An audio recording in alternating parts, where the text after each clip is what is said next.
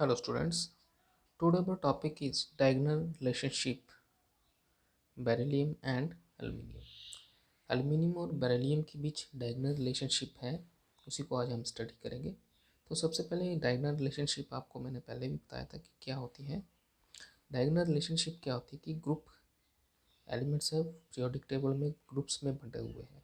Okay, तो किसी एक पर्टिकुलर ग्रुप का एलिमेंट, मान लो कि ग्रुप 2 का एलिमेंट है, ठीक है, उसकी जो प्रॉपर्टी है वो ग्रुप फर्स्ट के एलिमेंट से मिल रही है।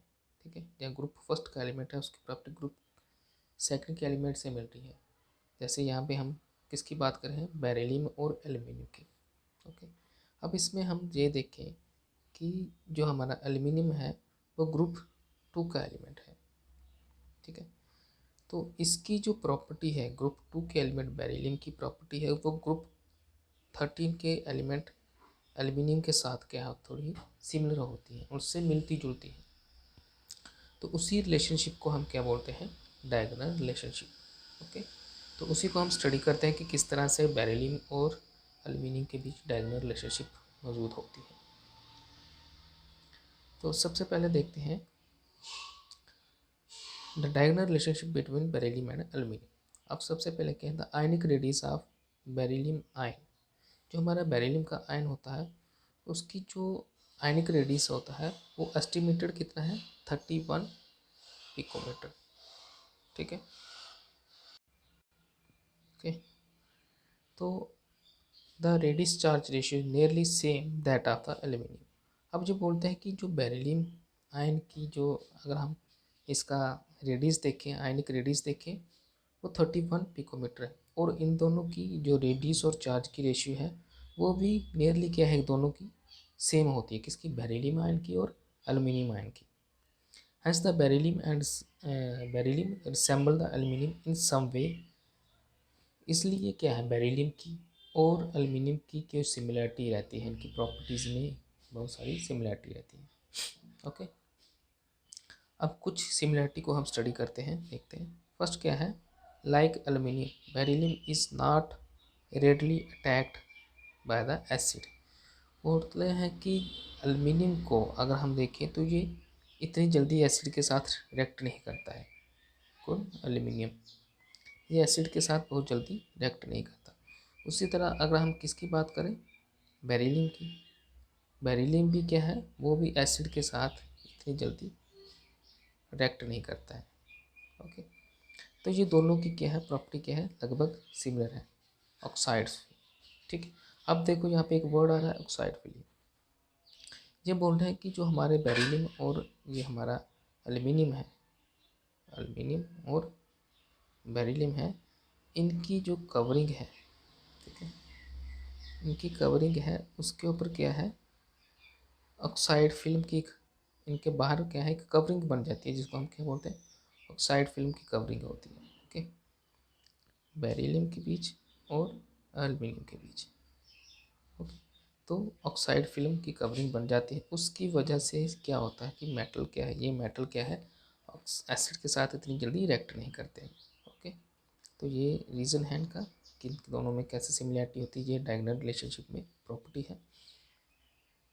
नेक्स्ट है beryllium hydroxide dissolve in the excess of alkali to give a beryllium beryllate ion.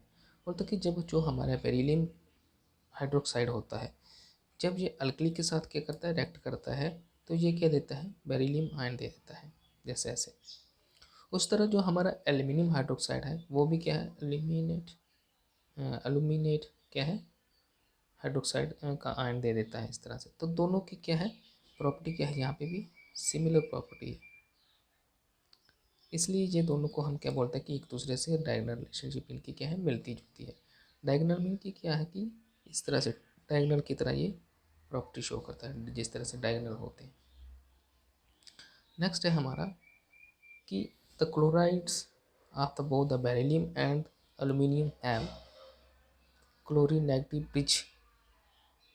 Chlorides of the both the beryllium, अगर इनके हम क्लोराइड को देखें बेरिलियम के, कि एल्यूमिनियम के और बेरिलियम को जब हम क्या क्या गैसेस फेज में होते हैं, तो ये क्या बनाते हैं, एक ब्रिज स्ट्रक्चर बना देते हैं क्लोरीन के साथ, ठीक है। Both the chlorides are the soluble in the organic soluble. Aluminium के क्लोराइड, ठीक है, एल्यूमिनियम के क्लोराइड और बेरिलियम के क्लोराइड दोनों क्या है, ये किस में सॉल्युबल है, ऑर्गेनिक सॉल्वेंट में बहुत जल्दी क्या है सॉल्युबल हो जाते हैं। And the strong Lewis acid, ठीक है, और किसके साथ, स्ट्रॉन्ग लेविस एसिड के साथ ये रिएक्ट कर जाते हैं, घुल जाते हैं। They are also used in the Friedel Crafts. Friedel Crafts एक हमारी रिएक्शंस होती हैं जो कि हेलो अल्कीन और हेलोरिन्स में होती है, तो वहाँ पे भी इन रिएक्शन में हम क्या करते हैं, इनका इस्तेमाल कर सकते हैं। लास्ट है हमारा beryllium and sodium ions have strong tendency to form complex like BF4 2 negative Al6 3 negative. बोलते कि इस तरह से कॉम्प्लेक्स ये बनाने में हमारी क्या करते हैं, मदद करते हैं, ठीक है। ये तो होगी इनकी डायगोनल रिलेशन। अब हमारा क्या है, अल्काइल अर्थ मेटल का जो ग्रुप 2 के उनके कुछ कंपाउंड्स हैं उन्हीं को हम स्टडी करते हैं। जैसे फर्स्ट है हमारा कैल्शियम ऑक्साइड, या इसको हम क्या बोलते हैं, क्विकलाइम। इसका फार्मूला आता है CaO। It is prepared on the commercial scale by heating the limestone, ठीक। बोलते कि जब हम क्या करते हैं, लाइमस्टोन को हम क्या करते हैं, हीट करते हैं, तो हमारा क्या है, कैल्शियम ऑक्साइड या कैल्शियम क्विकलाइम बन जाता है। जैसे हम CaCO3 को क्या करते हैं, हीट करते हैं, ठीक है, तो ये हमें क्या देता है, CO कैल्शियम ऑक्साइड, फिर हम बोल सकते हैं क्विकलाइम हमें दे देता है। टेम्परेचर कितना होना चाहिए, 1700 से लेके 1270 केल्विन तक टेम्परेचर होना चाहिए, तभी क्या हो जाता है, जो हमारा कैल्शियम हाइड्रोक्साइड बन सकता है लाइमस्टोन से, ओके। तो यहाँ पे दिया हुआ है the carbon dioxide is remove. जैसे ही ये रिएक्शंस होती है तो कार्बन डाइऑक्साइड क्या होती है, रिमूव होती है, ठीक है, और हमारा कैल्शियम ऑक्साइड बन जाता है हीट करने के बाद। अब ये बोलते हैं कि calcium oxide is a white amorphous. जो हमारा कैल्शियम ऑक्साइड होता है ये इसका क्या होता है, वाइट कलर का होता है, ये अमार्फस सॉलिड होता है। सॉलिड की इसकी जो प्रॉपर्टी है वो कैसी है, अमार्फस तरह की होती है। इट हैज़ मेल्टिंग पॉइंट, इसका मेल्टिंग पॉइंट कितना था, 2870 केल्विन तक का होता है। अन एक्सपोजर टू एटमॉस्फेयर, ये एटमॉस्फेयर के एक्सपोजर में आते ही ये क्या करते हैं, मॉइस्चर को क्या करते हैं, ऑब्जॉर्व करते हैं। जैसे ये यहाँ पे दिखाया हुआ कि कैल्शियम ऑक्साइड को हम वाटर के साथ क्या हो जाता है, रिएक्ट कर जाता है, तो ये कैल्शियम हाइड्रोक्साइड दे रहा है। उसी तरह जब कैल्शियम ऑक्साइड कार्बन डाइऑक्साइड के साथ कर रहा है तो ये कैल्शियम कार्बोनेट दे रहा है। तो ये क्योंकि कंपाउंड हमारा कैल्शियम ऑक्साइड है तो उसी की सारी प्रॉपर्टी और उसकी फॉर्मेशन के बारे में दिखा रहे हैं। अब क्या है कि in the addition of limited amount of water break the lumps of the lime. अगर ज़्यादा अमाउंट वाटर हम डालते हैं कैल्शियम ऑक्साइड में तो ये क्या है, लम्प्स ऑफ लाइम बना देता है। This process is called slaking of the lime. इस प्रोसेस को हम क्या करते हैं, स्लेकिंग ऑफ द लाइम बोलते हैं। अब quicklime slaked with the soda, quicklime को अगर हम देखें सोडा के साथ क्या करता है, ये मिल जाता है और क्या बना देता है, सॉलिड सोडा लाइम बना देता है। Being the basic oxide it combined with the acid oxide at the temperature, ठीक है। ये कुछ रिएक्शन दी है कैल्शियम ऑक्साइड, ठीक है, सिलिका ऑक्साइड के साथ रिएक्ट करता है तो हमें क्या दे रहा है, CaSiO3, ठीक है। उस तरह कैल्शियम ऑक्साइड क्या कर रहा है, फास्फो ऑक्सोफॉस्फोर से क्या कर रहा है, ये फास्फो ऑक्साइड से रिएक्ट कर रहा है तो हमें क्या देता है, ट्राई कैल्शियम बिसफॉस्फेट देता है। तो इसको थोड़ा देख लेना है। तो अब ये क्या है, इसके यूजेस आगे।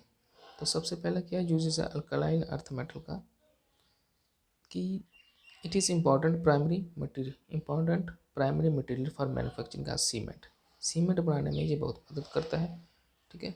It is the cheapest form of alkali, ये अल्कली की सबसे चीपेस्ट फॉर्म होती है, ठीक है, कैल्शियम ऑक्साइड हमारा। फिर ये बोलते हैं कि मैन्युफैक्चरिंग का था sodium carbonate from the caustic soda से हम जब सोडियम कार्बोनेट बनाते हैं तो तब भी ये कैल्शियम ऑक्साइड की मदद ली जाती है। It employed in the purification of the sugar की प्यूरिफिकेशन करने के लिए भी हम किसका इस्तेमाल करते हैं, कैल्शियम ऑक्साइड का। और जब डाई स्टफ बनाना तब भी हम कैल्शियम ऑक्साइड का इस्तेमाल करते हैं, ओके। तो ये था आज का हमारा topic. Thank you, have a good day.